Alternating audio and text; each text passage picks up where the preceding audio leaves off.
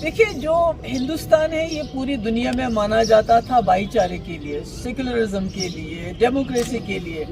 مگر B J پی نے سب کا بیڑا گرک کر دیا ہے۔ جس طرح سے وہ 20-25 کروڑ لوگوں کو، مائنورٹیز کو ایلینیٹ کر رہی ہے، نہ ان کا کوئی وقار نہیں ہے، ان کی کوئی عزت نہیں ہے، ان کے کپڑوں پہ سوال اٹھائے جاتے ہیں، ان کے کھانے پینے پہ سوال اٹھائے جاتے ہیں، اور اگر وہ آواز اٹھاتے ہیں تو ان کو گولی مار دی جاتی ہے، ان کو لنچ کیا جاتا ہے، اور اس میں سرکار کا پورا ہاتھ ہوتا ہے۔ تو مجھے لگتا ہے کہ جو یہ ملک گاندھی اور نہرو نے بنایا تھا اس کا بالکل الٹ کر رہی ہے بی جے پی، اور اس کے انفارچونیٹلی بہت خطرناک نتائج ہو سکتے ہیں آنے والے وقت میں، کیونکہ 20-25 کروڑ لوگوں کو آپ بے دخل نہیں کر سکتے، آپ ان کا وجود نہیں مٹا سکتے۔ تو یہ جو بچی ہے جس کے گھر پہ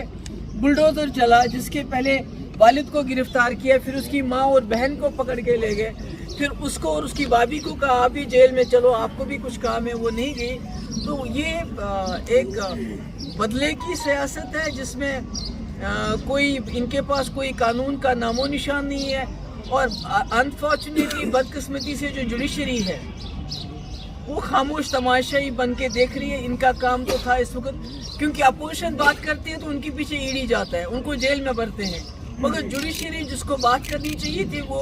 سامنے نہیں آ رہے ہیں، وہ خاموش تماشائی بن کے بیٹھے ہوئے ہیں۔ میڈیا تو سارا گودی میڈیا ان کی گود میں بیٹھا ہوا ہے، وہ تو وہی چلاتے ہیں جو ان کو چلانے کے لیے کہتے ہیں۔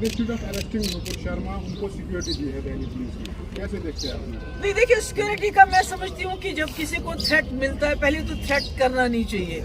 تو اس میں سیکیورٹی پرووائڈ کرنا میں نہیں سمجھتی ہوں کوئی ایسی بات ہے، مگر ان کی گرفتاری کیوں نہیں ہو رہی ہے؟ کیونکہ اگر آپ کوئی یہاں معمولی سی بات کرتا ہے، ٹویٹر پہ ٹویٹ کرتا ہے، میں نے دیکھا کشمیر میں کیا ہو رہا ہے، ہمارے جموں کشمیر میں اگر کوئی ٹویٹ کرتا ہے، کوئی جرنلسٹ بات کرتا ہے، کوئی سچ بولتا ہے تو اس کو جیل میں ڈالتے ہیں، اس کو یو اے پی اے لگاتے ہیں۔ تو وہاں نپر شرما نے اتنی بڑی غلط اور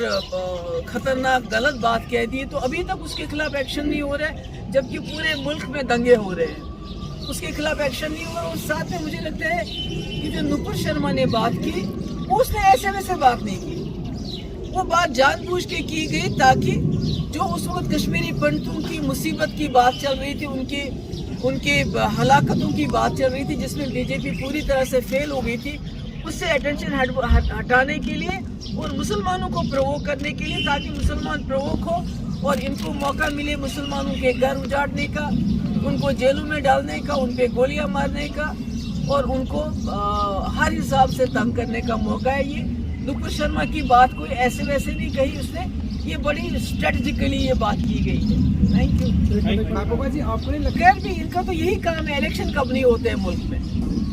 یہاں تو سال کے سال الیکشن چلتے رہتے ہیں، کبھی کسی اسٹیٹ میں کبھی اسٹیٹ میں۔ یہ تو خالی کانگریس کی بات نہیں ہے، آپ ممتا بنرجی جیسے جو پورے ملک میں اندر وہ آتی ہے امنگ دا 3 آنیسٹ چیف منسٹرز، اس کا بھی کیس ہے، کوئی چٹ فنڈ کا کوئی کیس ہے۔ آپ کا وہاں کا کیرلا کا چیف منسٹر ہے جو سب سے زیادہ غریب ہے اکاؤنٹس میں، اس کے خلاف کیس ہے۔ تو یہ انہوں نے چھوڑا کس کو ہے؟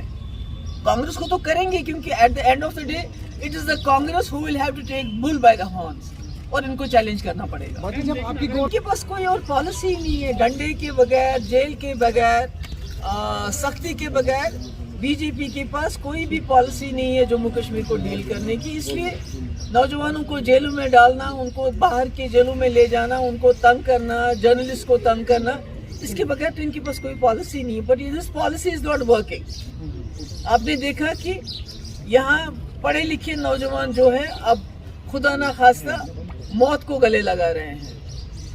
وہ بندوق اٹھا رہے ہیں، وہ ملیٹنٹ بن رہے ہیں، جبکہ ان کو پتہ ہے کہ کسی بھی دن ان کو موت آئے گی، مگر وہ they feel there is dignity in death